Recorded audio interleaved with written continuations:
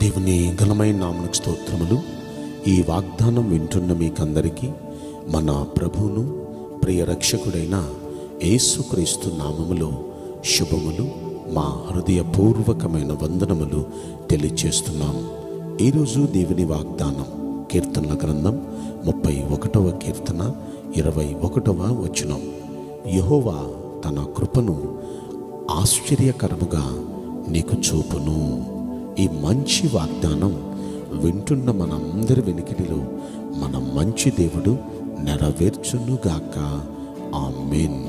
ప్రియ దైవ జనాంగమా, ఈ వాగ్దానం వింటున్న మీకు మన దేవుడైన యెహోవా ఆశ్చర్యకరముగా తన కృపను చూపబోతున్నారు. ఆయన కృప చూపితే ఎంత అద్భుతంగా ఉంటుందో, ఆయన కృప ఆశ్చర్య రీతిలో మీ జీవితాల్లో చూపించబోతున్నారు. ఒకంత మనం ఆలోచిస్తే ఆదికాండంలో 24వ అధ్యాయంలో 27వ వచనంలో అబ్రహాము అనే భక్తుడు మనకు కనిపిస్తాడు. అబ్రహాము అనే భక్తుడు తన కుమారునికి వివాహం చేయాలనుకుంటాడు. అనుకుని ఎలియజర్ని పిలిచి, నువ్వు మా ఊరు వెళ్ళి అక్కడ నా కుమారునికి ఒక మంచి యోగ్యమైన ఒక అమ్మాయిని తీసుకొనిరా, ఆమెను నా కొడుకు ఇచ్చి వివాహం చేద్దాం అంటాడు. ఇప్పుడు ఈయన బయలుదేరాడు. అక్కడికి 10 ఒంటెలు తీసుకొని వెళ్ళాడు. దాసదాసీని తీసుకొని వెళ్ళాడు. బంగారం, వస్త్రాలు, ఇక మిగుల విలువ గల కొన్ని పనిముట్లు తీసుకొని అక్కడికి వెళ్ళాడండి. వెళ్ళి ఇప్పుడు ఎవరిని ఎన్నిక చేయాలో అర్థం కాని పరిస్థితి. ఆయన మోకాళ్ళుని దేవునికి ప్రార్థన చేశాడు. ప్రార్థన చేసి అలా లేచేటప్పటికి ఆ బావి దగ్గరికి కొంతమంది స్త్రీలు వచ్చారు.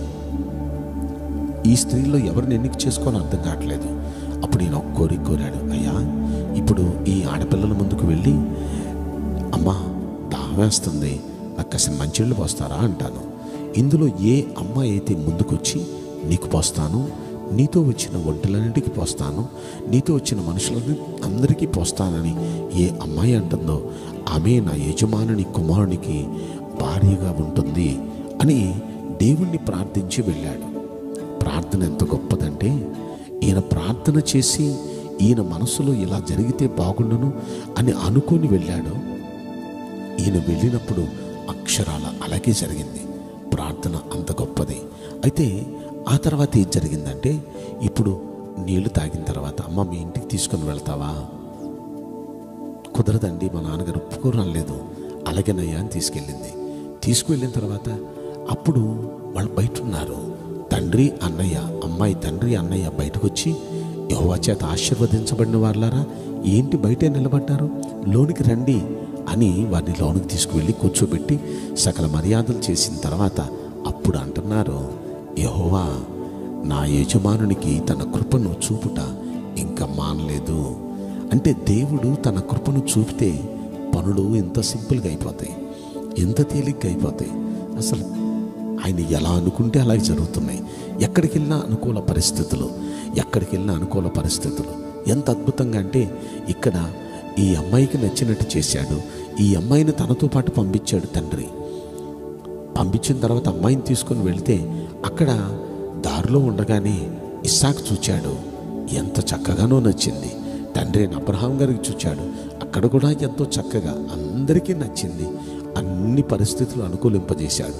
అంటే దేవునికి మనం ఒకవేళ మనం ఆయనకి నచ్చితే ఆయన కృప ఆశ్చర్యకరంగా మనకి ఇలా అనుగ్రహిస్తాడు.